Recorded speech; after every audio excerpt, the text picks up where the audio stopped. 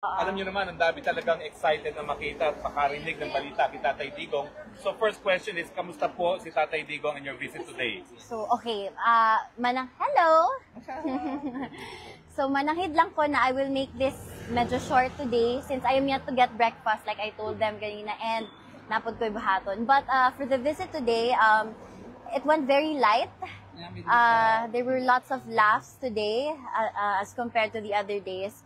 Maybe because nung first day, medyo alam mo na baguhan kasi we haven't seen each other in like a couple of months, so it was emotional the first time. But this visit was quite light. We were laughing the whole time, and there was even this moment where he grabbed the microphone sa mga nakikinig and he told them in Bisaya na ito pakinggan nyo, tawa kami ng tawa. Kaya ayun, so it was a light visit and he's okay.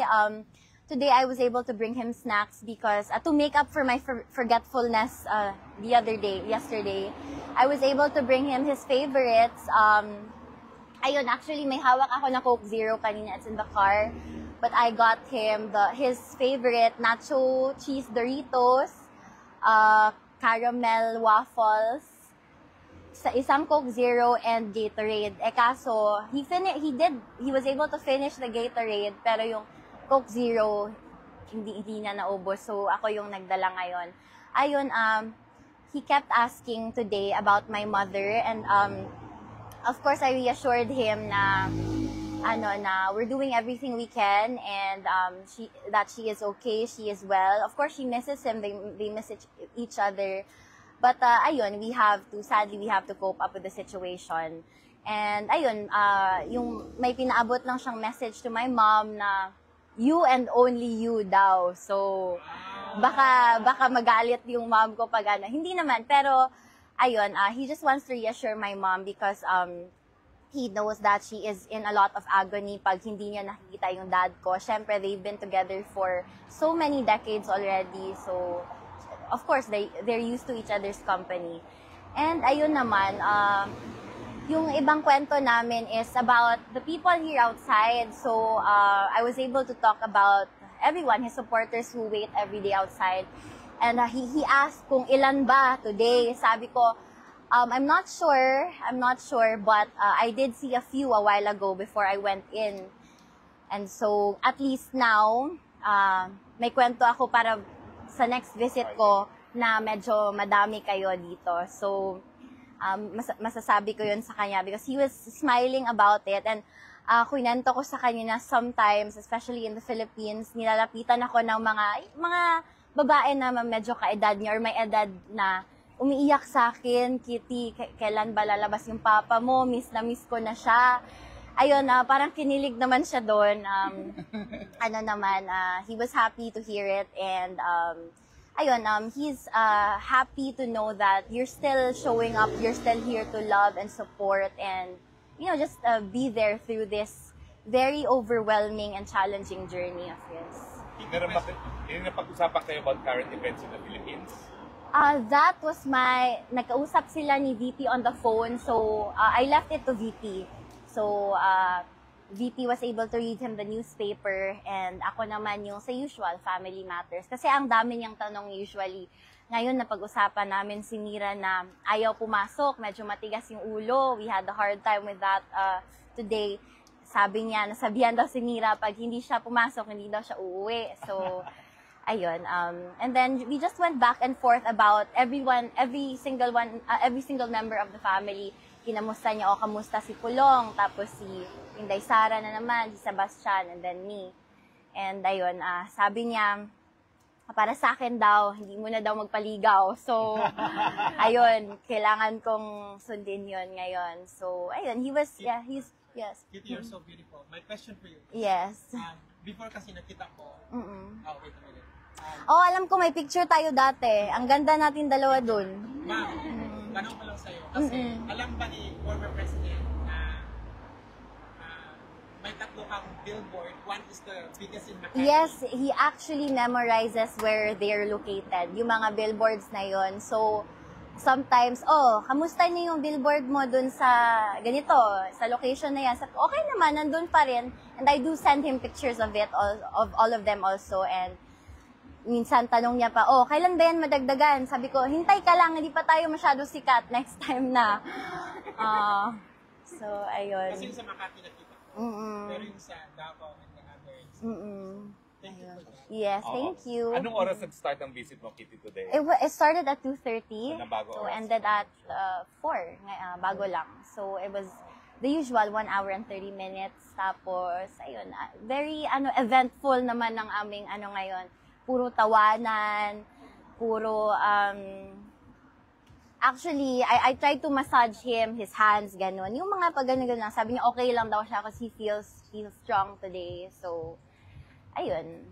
Question lang, is the characterization of your father physical appearance being bones and skin still carries? I wouldn't say bones and skin. Of course, they have to feed him there. It's their responsibility, their obligation. But yes, he is losing a lot of weight, and but also we concluded na it comes with the aging, of course. He realized na minsan nga sinasabi niya, oh, I am 84, I am 85. No, buwang ka, you are 80. Ayun, so bata pa ka, dili pa pwede. So, ayun, I remind him na, hindi, bata ka pa, malakas ka pa. Dami mo ngang nakakrush sa'yo dyan sa labas eh. So, ayun, tumatawa lang siya. Ayun nga, of course, he lost weight. Lalo na as compared to before he was taken. Kasi, syempre at home, he can eat whatever he likes. He has a support system.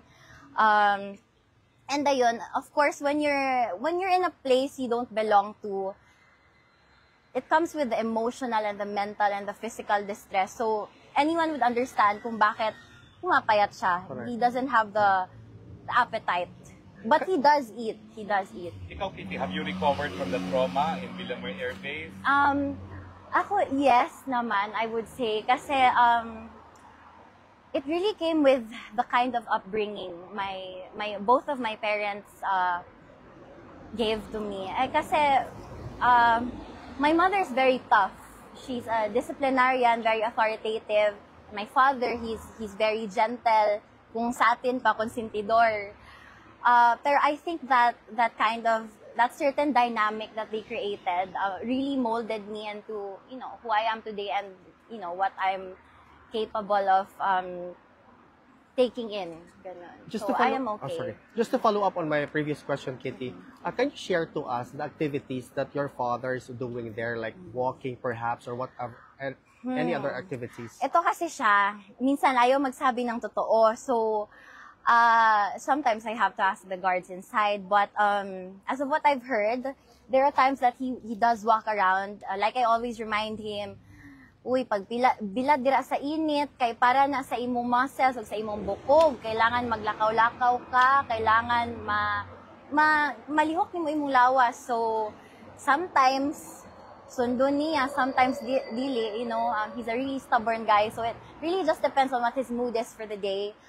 He does walk around sometimes, he does read sometimes, he watches different channels sometimes, and he can't use the laptop because he isn't techie at all and he doesn't know how to use it. But, ayun, TV, lakad, and yun, talking to us, our calls. Just one last question.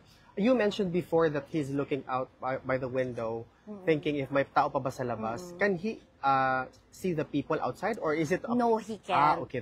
Parang alam mo, kung muni-muni niya, Correct, ganon. okay. When, parang, well, I think all of us naman, in our solace sometimes, we get too deep into our thinking. So, just the same with him inside. Napapaisip siya palagi.